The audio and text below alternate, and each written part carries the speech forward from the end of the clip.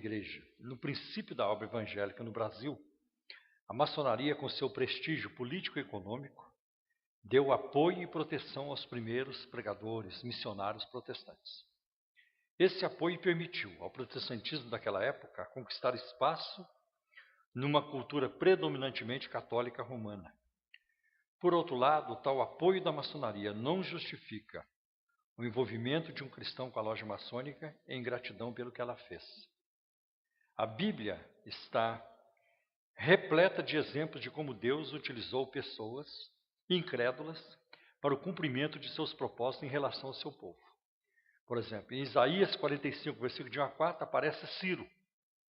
Em Jeremias 25, versículo 9, vai aparecer Nabucodonosor, como também Jeremias 29, 6 a 8, aparece novamente Nabucodonosor. E não é possível ser cristão e ser maçom ao mesmo tempo. E existem pelo menos 3 razões pelas quais um cristão não deve se tornar maçom ou em sendo renunciar à maçonaria. Primeiro, a mordomia do tempo. O tempo é muito curto e Efésios capítulo 5 diz que nós devemos remir o tempo. O sentido ali, no original, é mendigar o tempo. O tempo é muito curto. Principalmente para um pastor de igreja, que tem que cuidar do rebanho, fazer visitas, aconselhar, além de viver para a igreja, viver para a família. E se ele tiver um compromisso com a loja maçônica, aquilo vai roubar uma parte do seu tempo. Uma outra razão porque um líder evangélico não deve se envolver é a questão do mau exemplo. Em todas as igrejas sempre vai existir um desconforto por parte de uma ovelha ou mais se o pastor está envolvido com a maçonaria. Sempre haverá um questionamento. Eu não conheço uma igreja, por mais maçônica que ela seja, onde todas as ovelhas, o rebanho todo, está contente que o pastor faça parte da maçonaria. Então, quando um pastor faz parte da maçonaria, sempre existirão ovelhas que vão reclamar. É uma pena, é lamentável, né? O pastor está lá na maçonaria. Então, a questão do mau exemplo e a questão do desconforto que ele causa no rebanho ou em alguma parte do rebanho se ele faz parte da maçonaria. E uma outra razão são os ensinos antibíblicos da maçonaria. E eu já mostrei isso para vocês ao longo da palestra.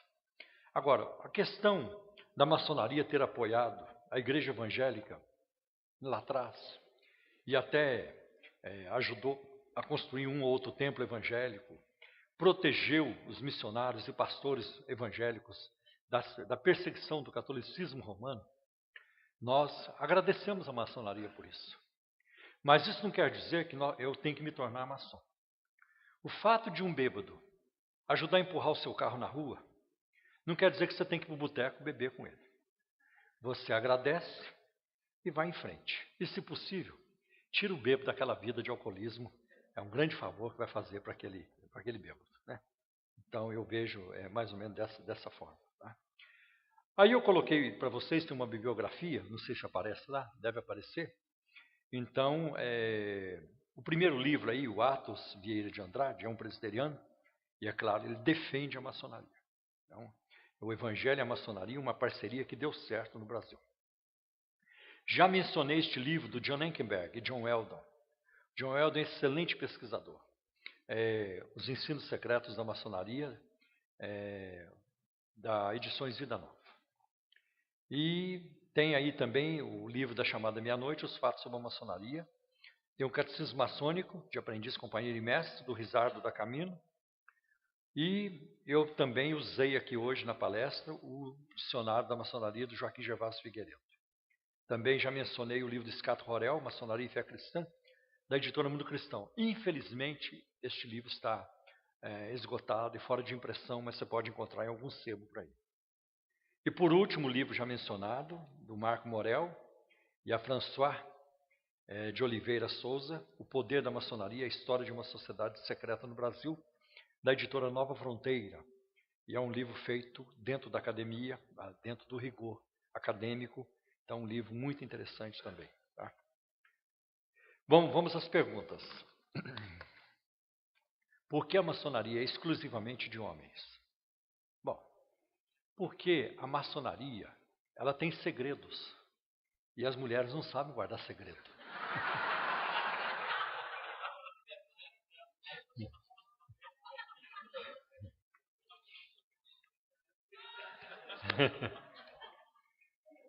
Mas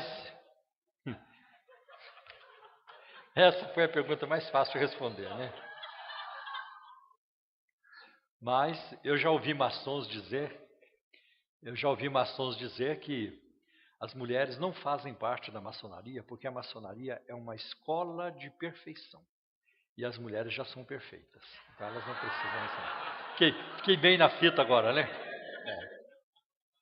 Fiquei bem na fita. As mulheres participam de reuniões chamadas reuniões brancas. Então, às vezes você ouve alguém dizendo, não, as mulheres participam da maçonaria. Como é que você está falando que não participa? Claro que a maçonaria admite mulheres. Sim, admite em reuniões brancas. É um chá beneficente, uma obra social que as mulheres se reúnem lá em determinado lugar na loja. Mas as reuniões secretas não. As mulheres continuam sendo mantidas de fora. Tá? Conheço a pessoa grau 33 e ao questionar a maçonaria, o mesmo disse que para convidar pessoas usam a DONEP. Isso é certo? Olha, eu diria que não. Eu não creio que a DONEP ela se presta a esse tipo de coisa. Agora, tem pessoas da maçonaria que frequentam a DONEP? Pode ser que sim, porque eu não acho que a DONEP fica lá perguntando, você é maçom ou não? Eu acho que não tem isso, né? E a DONEP é um movimento muito grande. No Brasil, em muitos lugares, em outras partes do mundo, na América do Norte. E como a DONEP ela tem uma proposta de evangelização para a classe média alta e classe alta, então é claro que não vai ter como não atingir, não chegar em alguns maçons. Mas eu posso dizer para você, pelo que eu conheço da DONEP, envolvimento que já tive com a DONEP não tem a pretensão de ser veículo para aliciar pessoas para a maçonaria. Pelo contrário, a DONEP ela tem umas posições assim na área de batalha espiritual e a linha doutrinária que às vezes até eu critico porque exagera demais em algumas áreas. Então eu acho que ela não serviria, ela não faria esse trabalho de aliciar pessoas para a maçonaria. Tá? É verdade que para um membro sair da maçonaria é necessário fazer um sacrifício do tipo morrer ou acontecer algo de grave, um acidente com a família e tudo isso. Olha, na verdade, ninguém sai da maçonaria. Mesmo que a pessoa esteja lá depois de um tempo e dizer, olha, eu não quero mais participar e tudo, ela não vai participar mais. Mas ela vai sempre ser considerada um maçom, esse homem, sempre vai ser considerado um maçom para o resto da vida do ponto de vista da loja. Ele passa a ser um maçom adormecido. E eu tive uma pessoa assim na nossa igreja, grau 33, que ele, quando ele veio para a igreja já não era mais, porque nós temos no nosso regimento interno que qualquer pessoa ligada a uma sociedade secreta, como rosacrucianismo ou a maçonaria, não pode ser membro da nossa igreja. Então ele abriu, conversamos a respeito. Não, eu não frequento mais. Então ele é um maçom adormecido do ponto de vista deles. Isso acontece. Agora, muito cuidado com muita coisa que surge sobre a maçonaria. Lá tem um caixão de defunto? Tem, é verdade. Tem a caveira? Também tem. Mas a maçonaria faz isso para destacar a imagem da morte, da brevidade da vida e da fragilidade da vida. Que a vida humana é frágil demais. Então você encontra esses símbolos. E eles não são símbolos agradáveis de serviço, são símbolos ruins de serviço, a morte, a caveira. Eu, por exemplo, eu não me divirto vendo isso.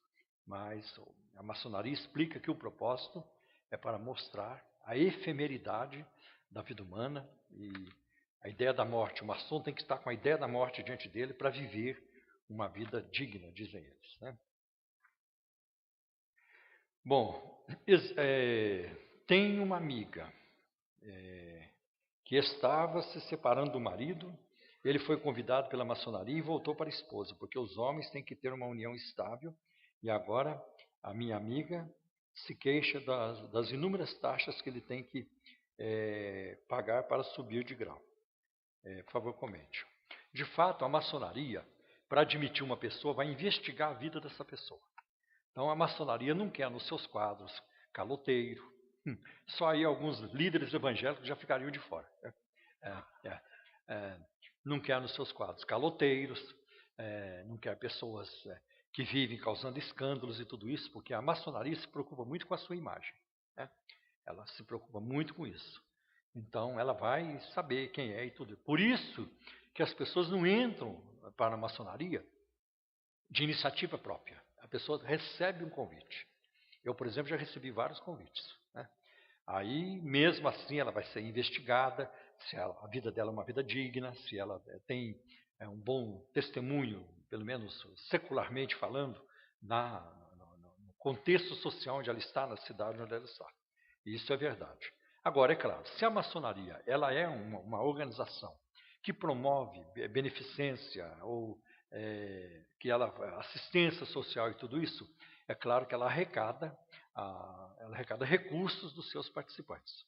E a irmã aqui está reclamando que o marido está dando dinheiro lá na maçonaria, mas isso acontece também.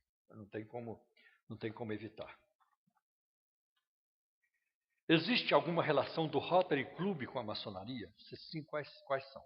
Olha, o Rotary e o Lions, por ser um clube de pessoas também de classe média, média alta, vai ter pessoas que são da maçonaria. Então, ali tem... É claro que o Rotary e o Lions eles passam a ser um veículo em grande potencial para dali tirar pessoas para a maçonaria. Isso pode acontecer, porque as pessoas começam a formar amizade e tudo isso. E alguém vê, por exemplo, se um é maçom, está sentado ao lado de um médico evangélico, que tem um grande respeito na cidade, ele vai querer levar aquele médico para a maçonaria. Agora, posso adiantar para vocês que a maçonaria não aceita deficientes físicos. Ela não aceita cegos, aleijados. Tá? Por quê? Isso está no landmark 18º. Porque a maçonaria é uma organização para promover o bem, para promover a assistência social, e essas pessoas não estão em condição de fazer isso. Então, a maçonaria não aceita deficientes físicos. E aí é um fator complicador para eles, porque a igreja evangélica ela tem que receber a todos. Não tem outro jeito. Sobre as mulheres na maçonaria, já comentei também. Qual a ligação entre a maçonaria e os Illuminati? Olha, eu acho que é tudo farinha do mesmo saco. Então, existe hoje um movimento, isso vem já há bastante tempo, eu acho que na década de 90 isso tomou muita força, por quê? Por causa da virada do milênio. Houve uma efervescência religiosa. Olha, as casas do zodíaco vão mudar, a era de peixes, que marcou o cristianismo, vai ficar para trás, nós vamos entrar na era de aquário, o homem no centro e tudo isso. Então houve uma efervescência muito grande, muito boato, muita coisa, e os boatos continuam até hoje.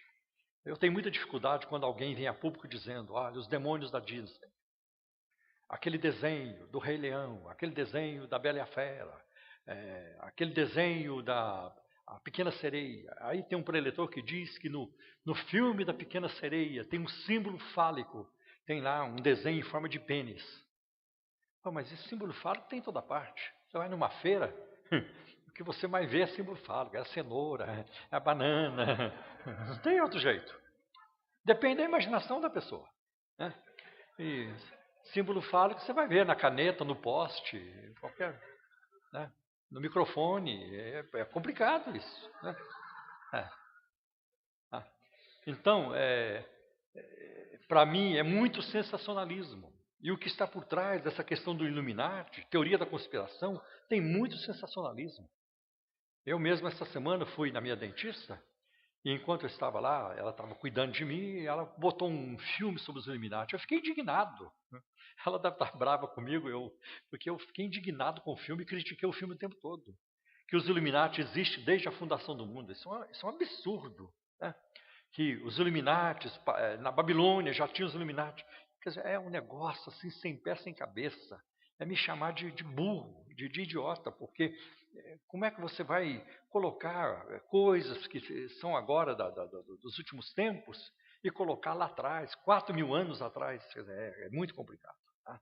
Então tem muita teoria de conspiração. E aí você ouve as coisas mais absurdas. Né? O homem nunca foi à Lua, coisa nenhuma. Aquilo ali foi uma montagem, aquele negócio todo. E que foi o Bush quem projetou a queda das Torres Gêmeas, foi ele mesmo. Quer dizer, um punhado de teoria e que não tem comprovação. E isso, essa mentalidade de fofoca, de boato, já estava na nova era. Por exemplo, a era de Aquário, muitos preletores dizendo que o núcleo central da Terra, lá no fundo da Terra, tem uma cidade, a Atlântida, né? E que não muito longe dela tem uma outra cidade chamada Lemúria. Seus habitantes têm 35.000 anos já de vida, estão vivendo há 35.000 anos. Qual é a comprovação científica para isso? E como é que vai ter uma cidade no núcleo central da Terra, isso aqui numa fornalha em ebulição e tudo isso? Então, não há comprovação científica. E aí você começa a ouvir teorias sobre Jesus, que Jesus, o que ele fez dos 12 aos 30 anos, que ele foi aprender artes mágicas na Índia. Né? Ora, se Jesus tivesse aprendido artes mágicas na Índia, ele teria sido acusado disso. Ele é feiticeiro, foi aprender lá na Índia feitiçaria. Nunca levantaram isso contra Jesus.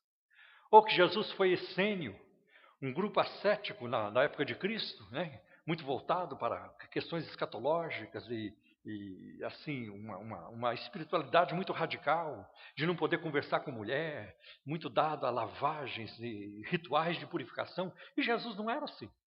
Jesus interagia com as mulheres, conversava com as mulheres, e Jesus não era dado a esse rigoroso sistema de purificação e tudo, lavar as mãos, inclusive ele é acusado disso. Né? Então o pessoal vai formando essas coisas e não tem nada a ver. Então você ouve um preletor dizendo, pois os meus filhos, né? Não, os meus filhos assistiram o filme A Bela e a Fera e depois vieram falar para mim, papai, nós não queremos mais saber de escola bíblica dominical. Mas se isso aconteceu foi com ele. Os meus assistiram e estão lá na escola dominical, não tem nada a ver. Então tem que tomar cuidado. Tem lixo nessas coisas? Tem. O Rei Leão tem também, eu sei disso. Tem o feiticeiro Rafik. Tem o leão que se comunica com o leão pai que já morreu, tem comunicação com os mortos, tem. Eu explico para eles. Isso não tem nada a ver com a Bíblia, não. Isso é tudo besteira. Mas as besteiras nós ouvimos também na escola primária. Todos nós que passamos um dia, pelo menos a turma da minha era, da minha fase, nós ouvimos a história da mula sem cabeça, do lobisomem, do boitatá, tá cheio, a bruxa. E isso afetou em que a minha vida? Eu nunca precisei fazer terapia. Eu nunca precisei fazer libertação. Olha, me ensinaram a história da Rapunzel e a bruxa malvada. E eu estou muito mal por causa disso. Então, é uma paranoia que se instala em alguns círculos evangélicos. Eles gostam disso. Como eles gostam. Aí os pais chegam em casa, dão uma bronca nos filhos, alguns batem nos filhos, pegam os DVDs e vídeos, jogam tudo fora, isso é do diabo. E não bota nada no lugar. Quando ainda bota outra coisa no lugar, ajuda. Então é muita paranoia que vão se espalhando por aí. Tá? E tem gente que se alimenta disso, tem ministérios que se alimentam disso. Tá? E aí vem os ministérios de batalha espiritual, fazendo essa paranoia também. Temos que expulsar os demônios da tartaruga ninja, temos que expulsar o demônio do Papai Noel, né? É complicado isso, né? E não param. Então, nós precisamos tomar cuidado com isso, né? Então, os Illuminati, está tudo dentro desse negócio de sociedades secretas, como rosacrucianismo e maçonaria, e tudo isso. Então, são muitas teorias, que quando você vai ver, aí puseram a família Rockefeller, né? Como também os vilões da história e tudo isso. Olha, quando eu estive no seminário, escolheram lá alguns alunos, porque por causa da minha linha do evangelismo, e nós fomos assistir participar de uma campanha do Billy Graham em Amsterdã, em 86. Eu fui direto dos Estados Unidos, fui do seminário para lá, eu e mais 4 colegas. Era um evento enorme, eu não sei se alguém daqui foi, mas eram 10.000 evangelistas, com aquela associação Billy Graham. Quando voltamos, o seminário marcou um encontro com os seus mantenedores, ou conselho, alguma coisa assim. E nos chamou para aquele jantar, porque nós havíamos participado do evento com o Billy Graham. E olha, naquela noite, um mineiro caipira lá de Minas Gerais, estava sentado ao lado do diretor de finanças da equipe, Billy Graham, o diretor financeiro de Harvard, da Universidade de Harvard, e a senhora Rockefeller, são mantenedores do seminário teológico. Aí chega alguém dizendo, não, ela é do diabo e faz isso, está conspirando contra o evangelho. Quer dizer, é uma paranoia que toma conta da cabeça dos noia. É complicado isso, né? Então, precisamos tomar cuidado. Tá? Quanto aos símbolos maçons, eles são muitos e eles variam de tempo em tempo. A loja maçônica sabe disso. E de vez em quando ela muda os símbolos. Agora, os mais conhecidos são os 3 pingos. Então, quando eu tenho colegas que assinam assim, acho que vocês já viram pessoas que colocam os 3 pingos ali. É uma indicação de que a pessoa tem simpatia pela maçonaria ou tem algum laço com a maçonaria, né? E dependendo também do toque de mão. Se você vai cumprimentar uma pessoa e ela aperta o polegar na sua mão, talvez seja também uma forma de procurar se identificar. Se a pessoa corresponde, aí começa um papo entre eles. Tá? E também os maçons, eles têm sinais para serem reconhecidos fora, né, por outros maçons que nunca encontraram na vida. Por exemplo, se alguém quebra o carro na estrada. Então o maçom ele dá um jeito de fazer um sinal, colocar um sinal de que um maçom vai passar e vai reconhecer e vai parar para dar socorro. Né? Então isso acontece também. Às vezes alguns usam esse gesto para chamar a atenção. Né? Bom, deixa eu ver. São poucas as perguntas. Já vamos terminar.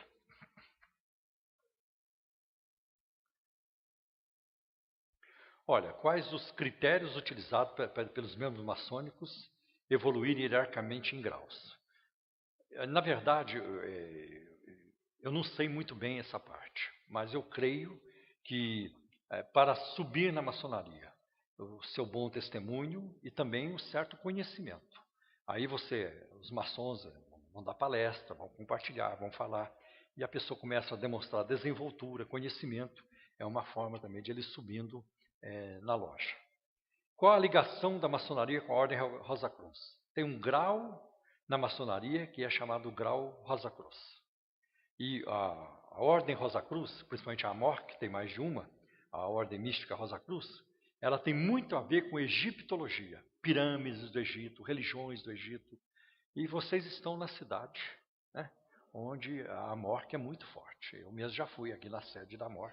Você vai ver toda essa egiptologia ali, toda esse sincretismo acontecendo ali. Tá?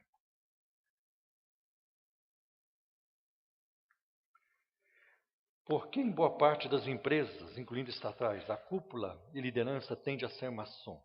Presidência, diretoria e tal. Qual a principal motivação para ser maçom em geral? Bom, porque geralmente os donos, os líderes de estatais são pessoas políticas, estão no mundo político muito elevado e tudo, partidos políticos, então é dali que vão sair mesmo os líderes de estatais, né? Ministros de Estado, tudo isso. Então a pessoa tem grande chance de algum maçom ocupar aquele cargo. Agora, qual é a pergunta? Agora, qual a principal motivação? Olha, posso dizer para você que uma das motivações principais para um pastor participar da maçonaria não é destaque, tinha uma outra palavra aí que sumiu da minha mente. Ter ali, como é que é? Projeção, prestígio. Status também serve, excelente palavra, como também prestígio. Então, uma das motivações é prestígio. Então, ele vai estar junto com os juízes da cidade, médicos, né? Prefeito, autoridades, deputados, e vai estar no meio da cúpula da cidade. Ele vai fazer parte daquilo. E como um pastor maçom, lá em São Caetano, em São Paulo, o Mota, que eu conheci pessoalmente, ouvi palestra dele sobre a maçonaria, ele disse que quando ele entrou para a maçonaria aos 23 anos, logo que ele entrou para a maçonaria, a casa dele começou a ser frequentada semanalmente pelas grandes autoridades da cidade. Então era muito agradável e tudo, e estarem ali reunidos, tratando de coisas em relação à cidade, obras sociais e tudo isso. Então para ele foi um status tremendo, e ele achava que era também uma forma de de propagar o Evangelho, de projetar, de promover o Evangelho. Mas principalmente é prestígio. As pessoas estão atrás de prestígio. Né? Eu acho que terminamos. Mais alguma pergunta? Alguma reclamação? Sim.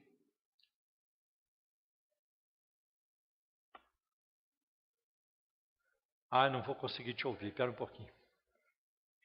O seu falar é suave, como diz o livro de Cantares.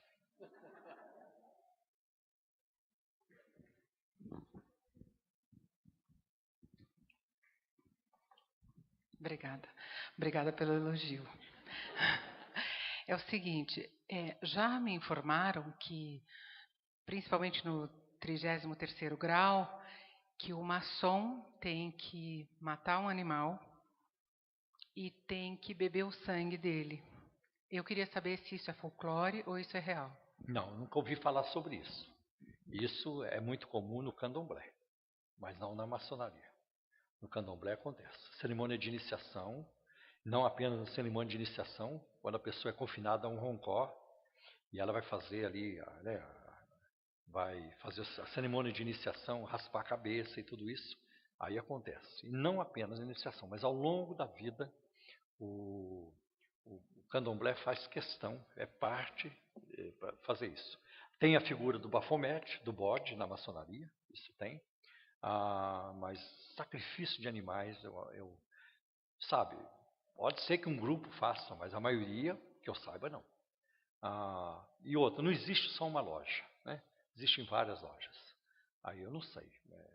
Será que alguém do culto afro abraçou a maçonaria e quer fazer alguma coisa assim? Isso eu não saberia te dizer. Mas geralmente não. Sacrifício de animais é muito difícil. Né? Sim, Mar. Os maçons, nas suas reuniões, nas lojas, eles usam uma certa indumentária, uma vestimenta. O que significa isso? Olha, as vestimentas, elas têm muitos significados. Avental, por exemplo, quando eu falei aqui que o maçom, na cerimônia de iniciação, ele vai entrar com o peito descoberto. Um lado do peito tem que estar desnudo. Isso significa que ele não pode guardar segredos da maçonaria. Agora, o avental, por exemplo, é uma alusão ao que aconteceu no Jardim do Éden, quando Deus fez aventais de folhas de figo para Adão e Eva. É muito interessante que vários rituais da maçonaria foram incorporados pelo mormonismo, pela Igreja Mórmon. Porque o fundador da Igreja Mórmon, José Smith, ele era maçom. Tá? Então, o juramento da maçonaria, por exemplo, que eu li aqui para vocês, se eu contar os segredos da maçonaria, que o meu pescoço seja cortado e que o meu corpo seja lançado no fundo do mar, aquele negócio todo. Isso fazia parte do juramento de toda pessoa que passava pelo templo mórmon. Nos últimos anos, a Igreja Mórmon tirou essa parte do juramento. Ela era muito criticada pelos de fora, principalmente pelos evangélicos. Então, eles acabaram tirando essa parte. Mas há um volume, há uma coleção publicada pela Igreja Mórmon chamada História Documentada da Igreja, onde essa própria obra do mormonismo, ela relata que José Smith fez parte da maçonaria. Então, levou muita coisa para lá. Oi, são duas. Eu queria entender se a maçonaria, ela está muito claro a distinção que ela faz do cristianismo, né? Ela nega a existência de Jesus Cristo, não, basicamente. Não na santidade dele. Pode terminar. Né? Desculpe, ele nega a existência de Jesus Cristo na santidade dele, como Filho de Deus e como Salvador dos homens. Né? Ele coloca Jesus Cristo num patamar de profeta. Quando você entra para a maçonaria ou os maçons, eles tentam demover você da tua fé? Ou isso não acontece? Não. E a outra, só rapidamente, a outra pergunta é, qual é a recompensa? Você falou que ela também tem castigo e recompensa. Então, por exemplo, qual é a recompensa para uma pessoa querer entrar na maçonaria e chegar ao grau 33, que pelo que eu entendi é o grau máximo? Bom, vou começar pela última pergunta. A maçonaria, ela oferece também uma recompensa eterna para o adepto fiel. Ele vai morar na loja maçônica superior. Então, mas é isso mesmo. Então, o que acontece? Isso é mais um elemento que caracteriza a maçonaria como religião. Ela oferece uma vida após a morte. Tá? E uma das coisas muito importantes da maçonaria é a crença na imortalidade da alma. Agora, a maçonaria, ela pretende demover você da sua fé de jeito nenhum. A maçonaria é eclética. Ela está aberta para todas as crenças. Você não tem que abandonar nada. Se você, por exemplo, é do candomblé, você continua sendo. Um bandista, você continua sendo. Kardecista, não tem problema. Então, é meio diferente da Seixinoe. A Seixinoe, ela no primeiro momento, ela é sincrética também. Então, você está na igreja católica, mas já está fazendo parte da Seixinoe. E ninguém perturba você. Eles citam a Bíblia, citam a igreja, eles são muito bonzinhos nisso. Mas na medida que os anos vão passando, o ensino da Seixinoe do Masaharu Taniguchi e os conceitos que ela tem de Deus, do pecado, de morte, de enfermidade, tudo isso vai tomando conta da sua mente. E o catolicismo vai ficando cada vez mais atrás, ou qualquer outro ismo. E a Seixinoe passa a ser o ensino principal. Mas ela não vai, de maneira alguma, exigir um rompimento. É diferente da igreja evangélica. A igreja evangélica, na entrada, você já tem que romper. Aqui não tem idolatria, aqui não tem isso, aquilo, um punhado de coisa. Né? Acho que eu respondi a sua pergunta. Sim, irmão. Eu não estou lembrado exatamente o que é. Já pesquisei, já falei sobre isso, mas no momento eu tenho que... Bom, a minha bolsa está aí. Vamos ver se aparece aqui. Eu já te respondo. Se aparecer, para você não ir embora sem chumbo.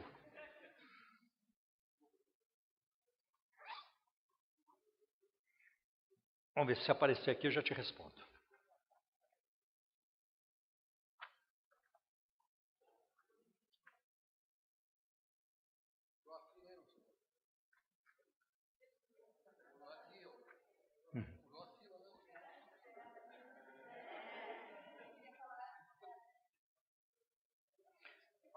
Na verdade, não, aqui não aparece a logosofia. Né?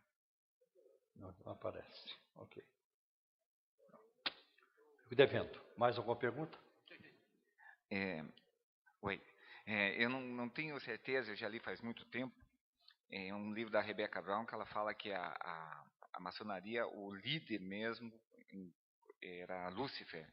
Então ela cita que quando chega num determinado grau, as pessoas vão sendo escolhidas para entrar num nível mais satânico da coisa. Bom, em primeiro lugar, eu quero dizer para você com muito carinho, com muito respeito, uma sugestão. Fique longe dos livros da Rebecca Brown. Ela é pirada. Né? Ela escreveu um livro, Ele veio para libertar os cativos, prepare-se para a guerra e tudo isso. Rebecca Brown, ela está numa área de batalha espiritual muito esotérica, com especulações esotéricas. E ela tem feito a cabeça de muita gente. Por exemplo, ela crê que a pessoa pode sair do corpo e ir para outro planeta, para outro lugar. Ninguém sai do corpo. Quando você ouve as pessoas dizendo, eu fui arrebatado, eu fui até o inferno, eu fui até o céu. Na verdade, tudo se passa dentro da cabeça da pessoa. Ninguém sai do corpo, porque se sai do corpo morre. Porque a morte é exatamente isso, é a separação entre alma e corpo. E o que eu acho interessante é que o apóstolo Paulo, em 2 Coríntios capítulo 12, no versículo de 1 a 4, ele também diz, conheço um homem, se no corpo ou fora do corpo não sei, foi até o terceiro céu. E é claro, Paulo falava de si mesmo. O versículo 7 revela isso. Agora, Paulo viu coisas inefáveis, quer dizer, coisas que não dá para contar. Ele nunca conseguiu contar, não tem como contar. E essa turma hoje, que é arrebatada, que sai do corpo, quando volta, já volta contando tudo. Eles têm uma facilidade para contar. E Paulo nunca conseguiu contar. Né? Então, as coisas acontecem dentro da mente da pessoa. Tá? Isso se chama também projeciologia, que um médico de Brasília, ele teve uma época ligado a Chico Xavier, que é o Valdo Vieira, e ele desenvolveu isso, esse negócio de sair do corpo. E a Rebecca Brown, ela tem também outras posições, por exemplo, de que cristão pode ficar possesso. Isso é impossível. Como é que uma pessoa que se tornou templo do Espírito Santo pode ser possuída por demônios? Então não faz sentido. E eu vou dizer para você que não existe um versículo sequer na Bíblia que nos dá instrução para expulsar demônio de crente. Aos crentes na Bíblia é dada a ordem, é dada a instrução de resistir ao diabo e não de ser liberto dele. Agora, esses grupos, de fato, de batalha espiritual hoje, especulativos, esotéricos, eles veem demônio e Satanás em tudo, né? Então, às vezes, eu faço encontro apologético na nossa igreja uma vez por mês. Recebo muita gente de diferentes igrejas. Cada mês é um tema diferente. E de vez em quando surgem pessoas assim. O satanismo, tudo. Olha, cuidado, eu não diria isso, né? Começa a ver em tudo. Agora, é claro, um movimento como a maçonaria, eclético, que vai dizer que está tudo bem. Quem está na macumba está salvo. Quem está no candomblé está salvo. Quem está no islamismo está salvo. Quem está na igreja católica está salvo. Quem está na igreja evangélica está salvo. Aonde que entra Deus aí? Não entra. Aonde que entra a Bíblia, a palavra de Deus aí? Não entra. Não tem condições. Mesmo que haja uma influência satânica muito forte, não é bom usar essa expressão, porque ela passa a ser uma expressão ofensiva. É como você chegar para alguém que não é da sua igreja e dizer, você é do diabo. Não. Você tem outras formas de comunicar a verdade da palavra de Deus com a pessoa. Por isso que a Bíblia diz que nós devemos falar a verdade com amor. E tem uns que já preferem o caminho da hostilidade, da agressão. Então, ao invés de você construir a ponte, você levanta o muro. Então, o tijolo, para construir a ponte, levanta o muro. E nós temos que alcançar, né? Temos que amar as pessoas. Se a pessoa não sentir que você tem amor por ela, ela não vai te ouvir. É mais ou menos assim, né? Ontem mesmo encontrei uma moça no metrô, quando eu estava vindo para cá, que eu peguei o metrô, e ela estava lendo a Bíblia católica. Eu comecei a conversar com ela, né? Eu falei, que bom que você está lendo a Bíblia. Eu tinha uma grande experiência com Deus lendo a Bíblia católica também. Eu falei, conta como foi. Comecei a contar. Nenhuma hostilidade. E a nossa conversa girou em termos de Cristo. Falou assim, mas olha, a leitura da Bíblia me fez descobrir a Maria da Bíblia. E a Maria da Bíblia é uma mulher maravilhosa. Uma mulher de Deus, uma mulher humilde, a mãe do meu Senhor. Eu passei a olhar a Maria como o Espírito Santo revelou, e não como a Igreja Católica me colocou. Tá? Aí, né, eu fui trabalhando isso com ela. Maria era uma mulher humilde? Claro. Maria, ela diz, a serva do Senhor. Maria era arrogante? De jeito nenhum. Maria era soberba, orgulhosa? De jeito nenhum. Eu também creio assim. Agora, uma pessoa humilde aceitaria ser chamada Rainha dos Anjos, Rainha dos Apóstolos, Rainha dos Patriarcas, Rainha dos Profetas? Uma pessoa humilde aceitaria ser chamada a Porta do Céu? Você acha que se um crente dissesse de mim, o Paulo Romero é a porta do céu? Nossa, que benção, não sabia disso. Só se eu for maluco para concordar com ele. A Maria jamais aceitaria isso. Então eu tive dificuldade quando rezava a ladainha, Torre de Marfim, Torre de Davi, Arca da Aliança, Porta do Céu, Refúgio dos Pecadores, Socorro dos Aflitos. Essa não é a Maria da Bíblia, aquela mulher humilde que diz, eis aqui a escrava do Senhor. Como é que de escrava ela se tornou rainha do céu e uma coisa assim? Essa não é a Maria. E deixei ela com essa palavra, com muito carinho, respeitando muito a moça, não fui além disso. E é Deus quem faz a obra. Como fez em mim, pode fazer nela também, né? Então, fique longe da Rebecca Brown, fique longe dos ensinos que tem por aí, de outros preletores de batalha espiritual, são muito complicados. Podemos... Nós estamos quase encerrando. Quem quer aqui? Já deu? Já deu. Rapidinho. É o David. Obrigado, Davi. O senhor disse que eles não aceitam pessoas com defeitos físicos. E se os filhos deles tiverem defeitos físicos? Não vão fazer parte da maçonaria. E depois, quando eles ficam velhos, ficam cegos, surdos, mudos? O que faz daí? Aí vão se tornar maçons adormecidos. Então eu vou dormir, pronto.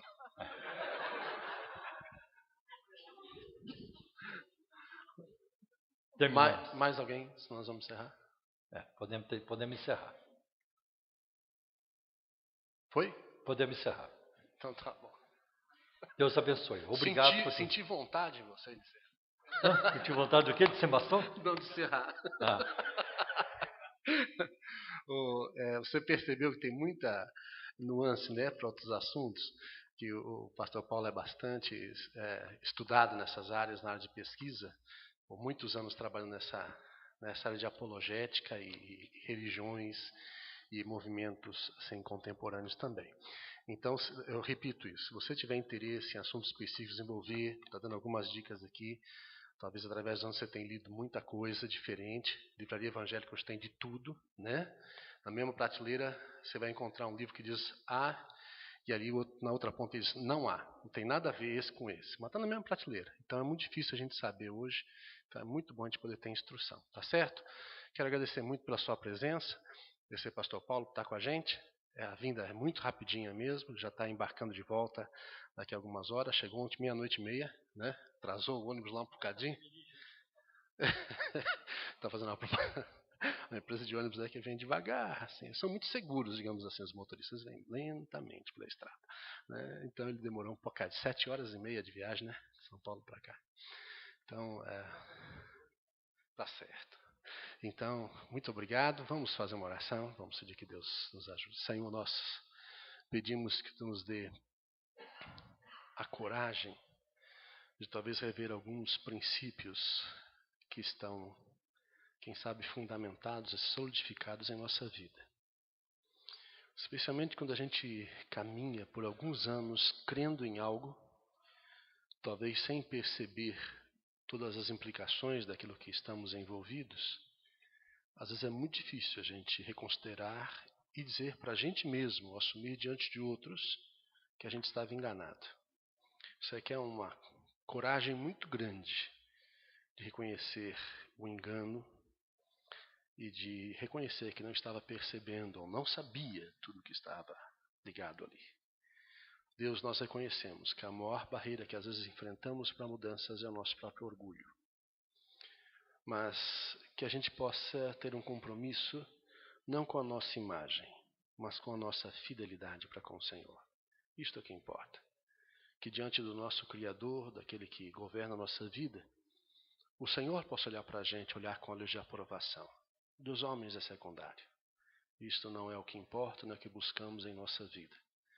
Agradar o Senhor e não homens é o que vem em primeiro lugar.